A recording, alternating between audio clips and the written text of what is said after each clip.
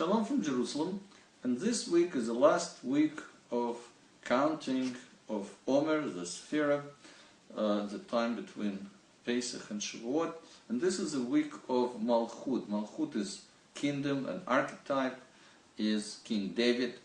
So the concept of Malchut is an emerging property, something that emerges out of interaction, out of connection of people, events, influences. So it's really an emerging effect. Well, let me give you a few ideas. For example, let's say we build a city.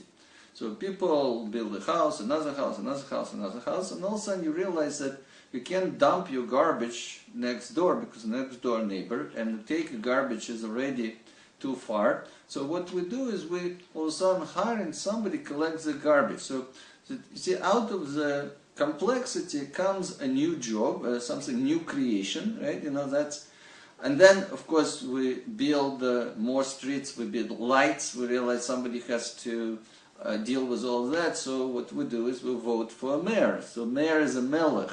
He has been voted by the members because we need him, and he has a certain authority to do jobs.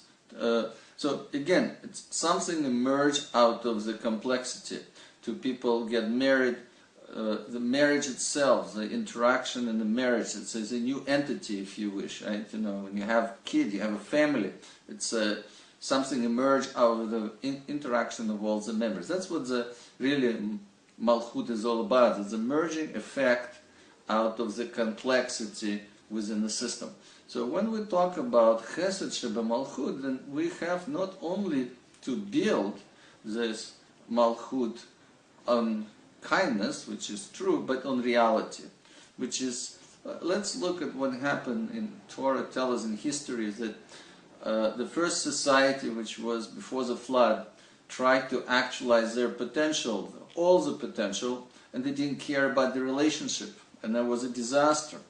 So after that there was another extreme, and that's a Tower of Babel, where now the strong man comes and he says, we're gonna all create society based on one idea. And so again, the relationship, the humanity was dropped because of the homogeneity, because of this one idea. We still see it in the societies. There's some extremes of the societies where everybody was self-developing your own potential and so on, and another totalitarian groups. It doesn't have to be a society, it can be a cult, right? So that everything on this idea, and again the humanity, the differences in people, really, all those important things that gets lost. So in a person, it's a question, is that again, am I building this Malchus, everything around my soul, my essence, or who is another melech, who is pretends to be, wants to be a king and really dictator? It's really my ego. So what am I really, who am I serving? Who is in charge? Who am I building things around? Is it my egotism, or is it my essence? And here, you have a different, a lot of things. Is my talent serving me as a person, or I'm serving my talent? So I'm sacrificing relationships, I'm sacrificing a lot of things, right, in order to serve my talent. And the talent becomes a demigod. That's very important. Another thing is that personalities build on reality.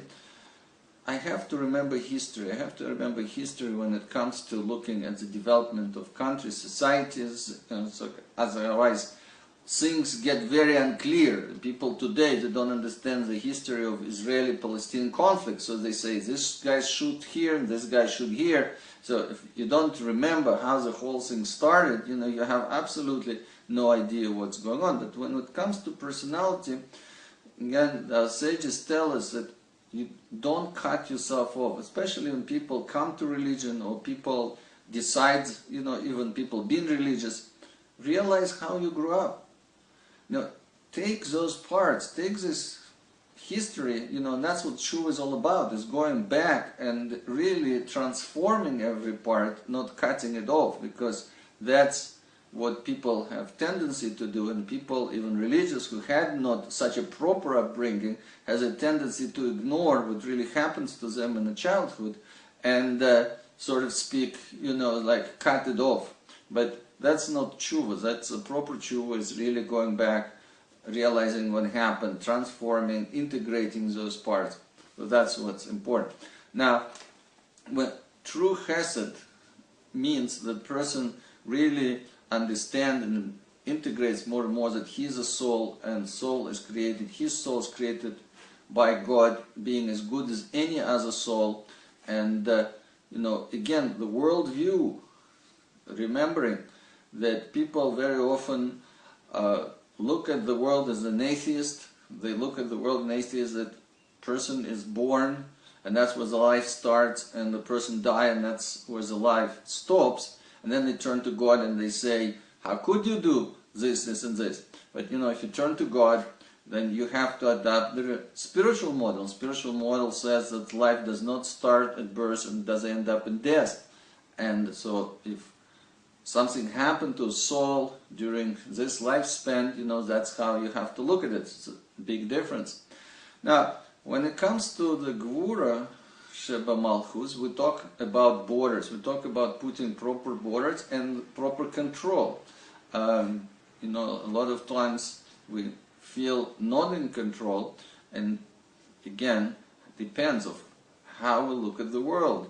Are we the only one controlling the world, or there is God who loves us, who controls things we cannot control? So this connection and actual relationship with God create either security and calmness in us, or creates constant insecurity, because there's so many things we're not in control about, right? That really makes us nervous. That's something that we really need to work about when we talk about Gevura Sheba Malchut.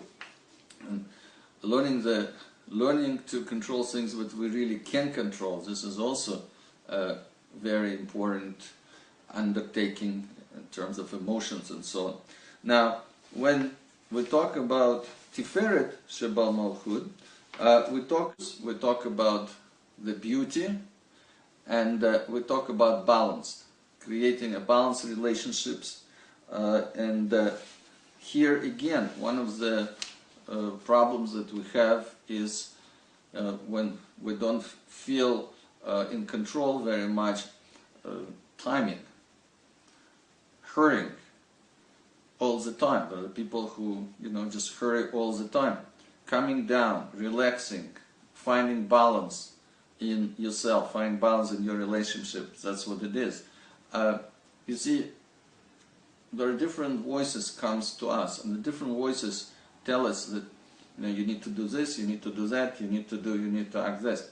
Learning what comes from a soul, from what Yetzer Tov, what we call the desire to do good, versus the voices of our ego. This is a very, very important learning, because once you learn what comes from the right voice, then you know that this is priority. That's what you need to act on.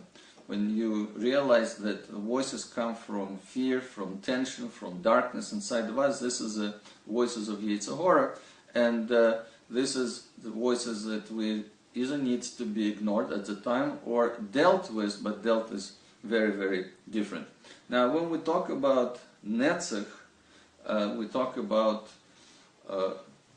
values, that whatever it's a personality that has to be built on values, whatever it's your family needs to build on values, so that really these people become goal-oriented when they have a proper values, and that's what the work of the Netzach is all about. When we talk about Chod, we talk about bright personality, and there's fear of failure or fear of losing, fear of rejection. That's what interferes with us really expressing ourselves. If the problem is with the sword, then we become dictators within our own family, and have to have open connections to people, to God, to ourselves. And Malchut Sheba Malchut is sharing the sharing itself. So, from Jerusalem, Shalom Shalom.